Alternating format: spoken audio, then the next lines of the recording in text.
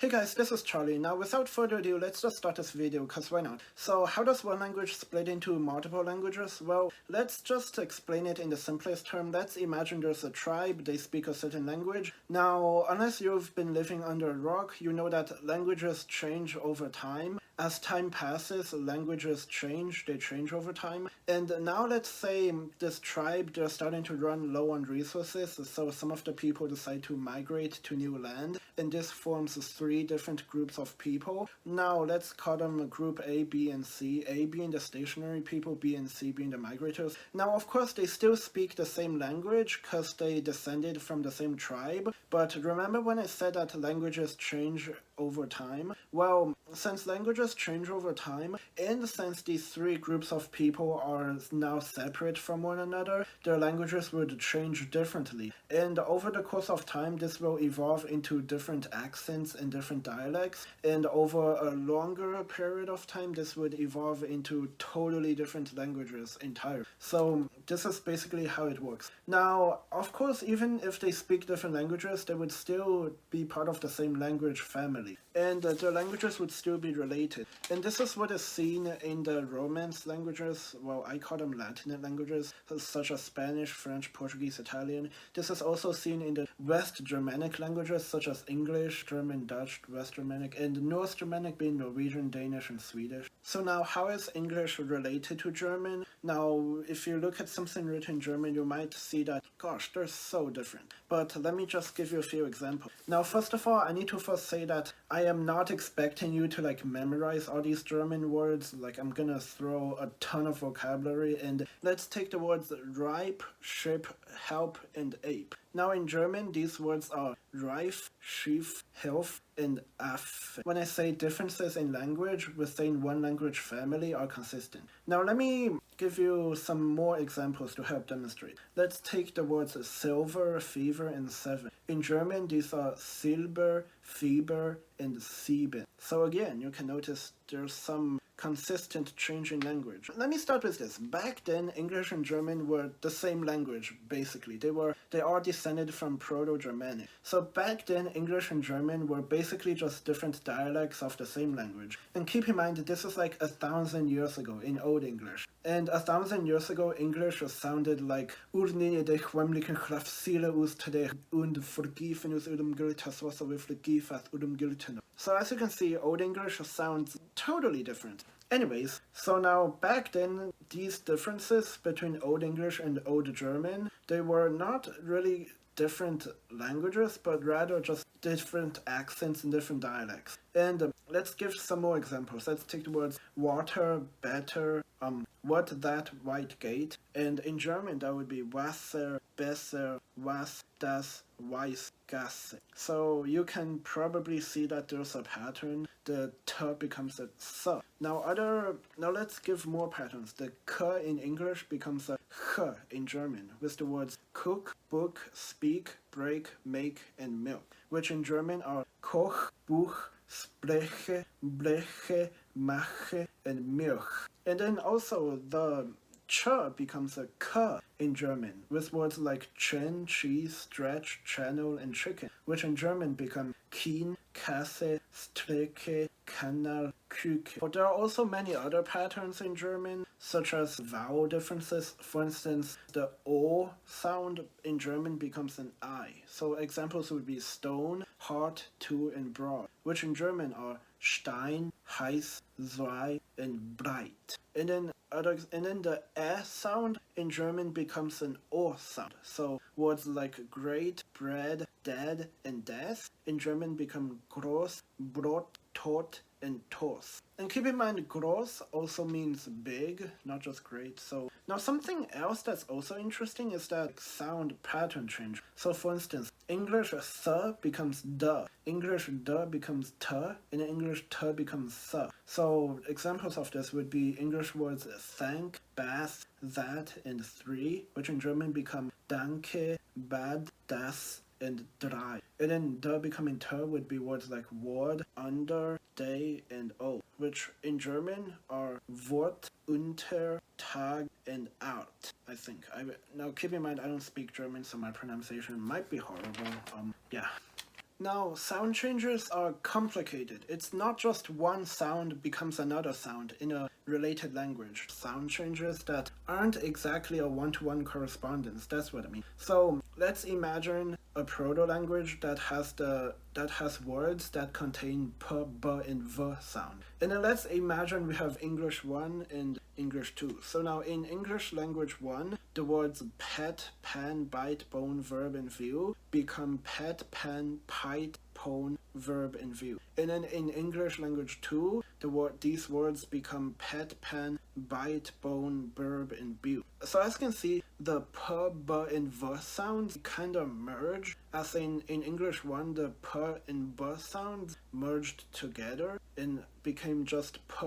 So, and then in English 2, the b and v sounds merged together and become just b. So as you can see, if you compare these two languages from language 1's perspective, you'll see that p sometimes corresponds to b, but doesn't always correspond. And if you look at it from language 2's perspective, then you'll see b sometimes corresponds to p. If you just go back a few decades, like maybe if you go back like 50 years, you'll see that caught and court are pronounced differently. But these days, especially in America, these two sounds are pronounced the same. So this is a clear example of sound merge. So yeah, it's complicated. Now you might be wondering, will English split too, like how Latin split up into the Romance languages, like how Proto-Germanic split up. So will English split up too? Well, now of course, today we already kinda have two different Englishes, well, many different English languages. We have British and American English, but British and American are not really considered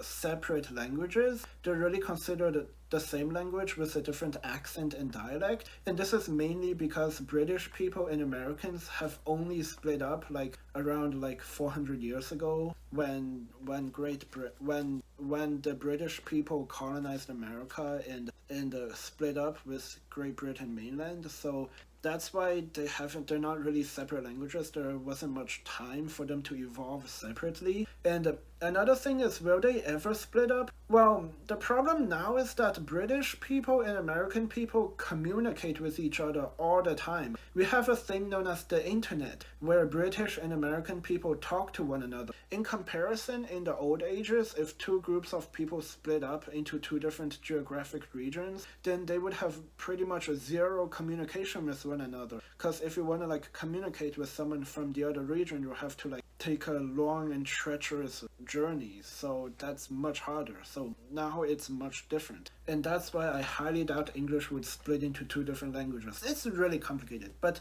now, among one of these small nuances, one nuance that's not too small is the fact that you have to keep in mind where the words come from. Now, English words, the only English words that are related to German are the pure Germanic English words. It's important to remember that I wouldn't say most, but a lot of English words are not pure English. And now there's a lot of history behind it. Now I don't want to bore you with all this history, but in a nutshell, in the year 1066, the French people of Normandy invaded England and they brought their language with them. One of the long-lasting effects of the French invasion of England was the changes in language. Basically, the French people, they brought their language to English, and they kind of forced the English people to adapt Latin-based vocabulary, Latin-derived vocabulary, Latinate, I think they're called Latinate vocabulary. And they kind of changed the English language even to today, where we have so much Latin-based vocabulary. Remember that German was not so influenced by Latinate vocabulary. Don't get me wrong, the German language definitely has a lot of influence from Latin, but it doesn't have as much influence as English does. And when it comes to Latinate vocabulary in English, you don't see any relations. So let's take the English words action, nation, option, and section and compare them with the German words Handlung, Volk, Möglichkeit, and Abschnitt. So as you can see, these words, they don't sound anything like the German words. This is because these aren't like pure English words. These are kind of like a superstratum of English words. And this is also part of what I mean by geographical separation. So as one group of people migrate to new land, they also get influenced by different civilizations, and like that's also part of why their languages change differently. Now, if you take Latinate vocabulary in English, you will see that another thing is that these Latinate words are also kind of shifting by themselves.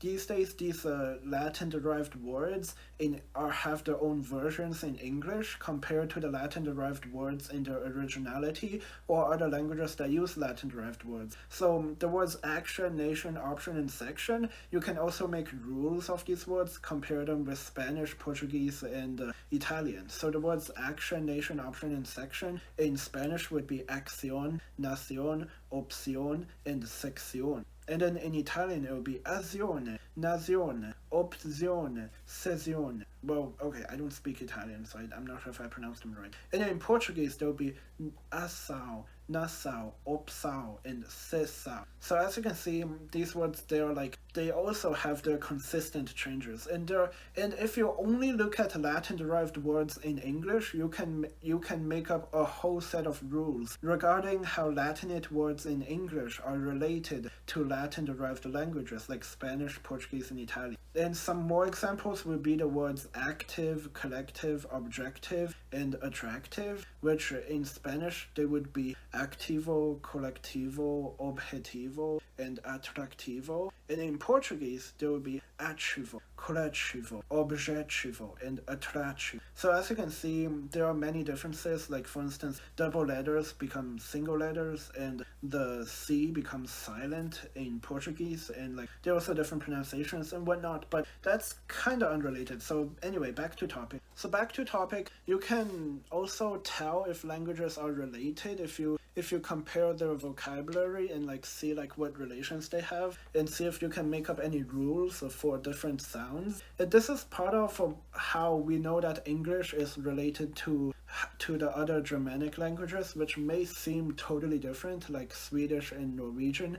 These languages may seem drastically different, but we could make out a bunch of sound change rules and see that even though vocabulary sounds so different in these languages still stemmed from the same language, because we can make out a bunch of sound change rules that would match up English with these languages. And this is also how the Proto-Indo-European, the Indo-European language family can be formulated. So the Indo-European languages are a language family that encompasses almost every language in Europe, and also many languages in the Middle East and in the Southern Asia.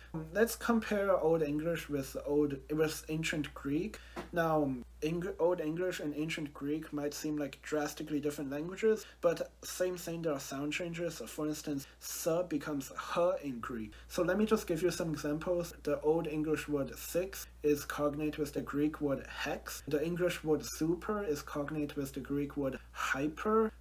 The English word "sleep" is cognate with the Greek word "hypnos." Remember, nos is just a suffix that means like noun, I think. I'm not too sure what that suffix means in Ancient Greek, but basically in Greek it would just be "heap," which is cognate. The point is that we can see that English is related to Ancient Greek through looking at these differences. And oh, by the way, fun fact, these Ancient Greek words have kinda re-emerged themselves in English in the form of suffixes and prefixes, like a hex, hyper, hypno. This is an interesting phenomenon. It's like a civilization that diverges into two different civilizations, and then they reunite, and then their languages mix together. So that is an interesting like fact if you really thought about it. So anyways, this has been Charlie. This is the end of this video. I really hope you enjoyed this. I took a ton of time and effort in researching and making this video, and I definitely hope you enjoyed this.